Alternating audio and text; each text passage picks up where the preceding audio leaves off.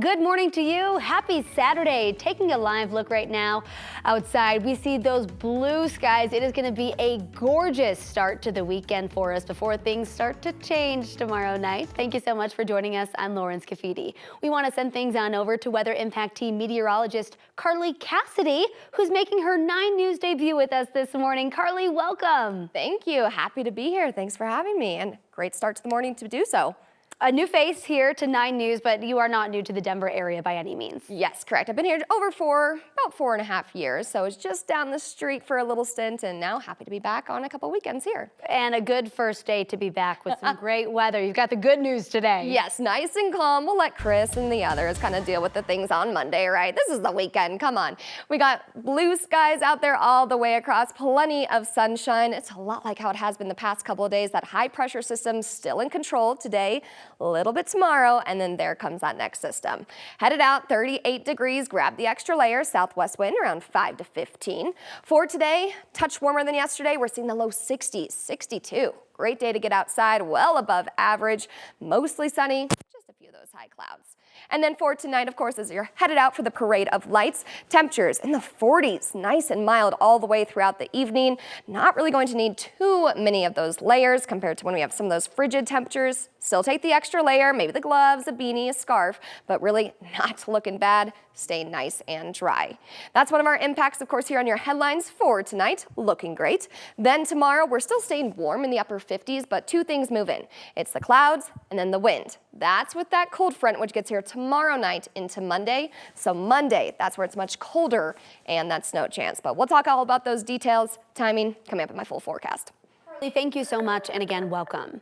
New this morning, a man from Denver is facing a murder charge in Boulder County after the county coroner's office identified the remains of a woman who's been missing since July. The Boulder County Sheriff's Office says the victim is 37-year-old Gaudi Garcia Pena, a Venezuelan citizen who was living in Denver. Police say she was reported missing in Denver on July 15th. Boulder County deputies found her remains on Blue Mountain Road, northwest of Lyons, more than 2 months later on September 27th. The coroner's office identified the victim by matching her DNA with a family member. Police arrested the suspect in this case yesterday. They say that he was in a relationship with Pena when she disappeared. He's currently booked in the Boulder County Jail on charges of first-degree murder and domestic violence. Right now, Thornton Police and the FBI Denver field office are asking for your help identifying this man. Police believe he's connected to a failed robbery attempt. It happened at a Chase Bank, the one off of Colorado Boulevard, on Wednesday. Police say there is a second suspect in this case, but he wasn't caught on the security tape. Both of them took off in a blue Hyundai. If you know anything that could help police track them down, you're asked to call Crime Stoppers. That number is on your screen right now. Right now, firefighters in Denver are keeping an eye on some hot spots after an abandoned building caught fire early this morning.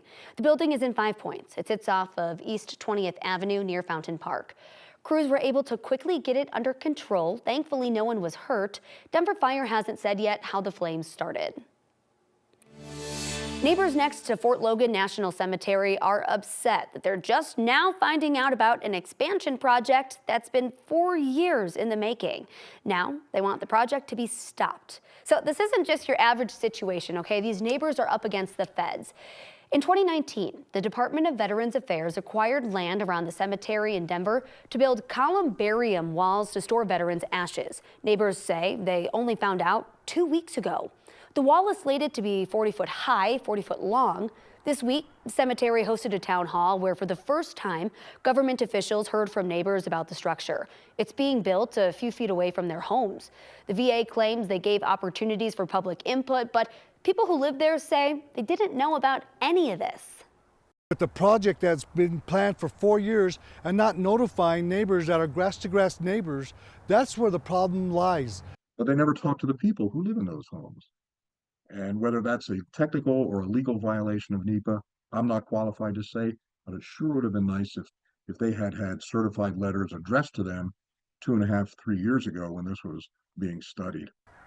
If the VA does not stop the project, neighbors say they're planning on filing a federal injunction alleging the VA violated the National Environmental Policy Act by not letting them know about it. We did reach out to the VA for comment, and we haven't heard back yet.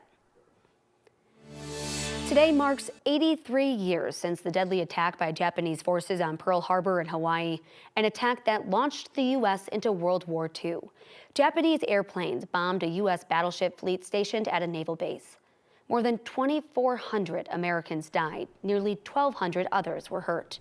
Every year on this day, people gather on the shores of Pearl Harbor to remember what happened and honor those we lost. Last night, President Biden honored American veterans who died in the attack and their families, saying the U.S. must recommit to building a better world that they fought for and died for. In South Korea, a vote to impeach President Yoon Suk Yeol failed this morning after most lawmakers from his party boycotted it. 2/3 of the National Assembly needed to vote in favor in order for it to pass. This comes after Yoon spoke to the country during a televised address yesterday. He apologized for declaring martial law earlier this week. He said he won't try to escape legal or political responsibility for the declaration, and he promised not to do it again. The failed vote is expected to intensify protests, calling for Yoon to be ousted as president and deepen political chaos in the country. The New York Police Department has found new potential evidence linked to the suspect accused of shooting and killing UnitedHealthcare CEO Brian Thompson earlier this week. Police came across this backpack in Central Park yesterday, where the suspect was seen leaving on a bike. Investigators believe the bag might have been used by the suspected shooter. Police hope what's in this backpack could help nail down who the suspect is. The clearest view we have of the suspect so far was caught on video inside a hotel 30 blocks away from Central Park. Police believe he stayed there. They haven't been able to identify him yet, but police believe he left New York City. TikTok's days in the U.S. could be numbered after the company's bid to strike down a law that could lead it to getting banned was struck down. A U.S. appeals court upheld the law in a ruling released yesterday, denying TikTok's argument that it was unconstitutional. This means the platform's parent company, ByteDance, has until January 19th to sell it to a new, non-Chinese owner. Otherwise, TikTok will be banned in the U.S. ByteDance has previously said it won't sell the platform. A spokesperson for TikTok says that they will appeal the ruling to the Supreme Court. Some of them barely survived wine in grocery stores. Now liquor shops may suffer the consequences of a potential tariff hike. President-elect Donald Trump is threatening a 25% tariff increase to Mexico and Canada if they don't start protecting their borders. Economic experts believe if that tariff is imposed, it will take a major toll on consumers. It would likely impact things like raw materials used for production, car parts, electronics, as well as some fruits and vegetables and alcohol. Tequila and Mexican beers will probably get a lot more expensive, and that leaves one local liquor store worried. It's a scary situation. We don't have the capacity to absorb price increases and not pass them along to customers. Let's hope that it's just a negotiating tactic. It's not reality. Experts believe if these tariffs take effect, the major winners here are domestic producers, anything made in America, as well as the government, because they'll collect the revenue. President-elect Trump is opening up about his embattled Defense Secretary pick, Pete Hegseth. During an exclusive interview with Meet the Press moderator Kristen Welker, the president-elect said Hegseth is doing well, despite concerns surrounding allegations of his drinking and treatment of women. Trump told Welker he still has confidence in Hegseth, but he hasn't been given any assurances that he'll be confirmed by the Senate. Hegseth spent most of this week on Capitol Hill meeting with lawmakers to gain more support and rejecting those accusations against him. On Wednesday, he posted on X saying he would not withdraw his name from consideration. Trump's pick to lead NASA is creating some concerns over potential conflicts of interest.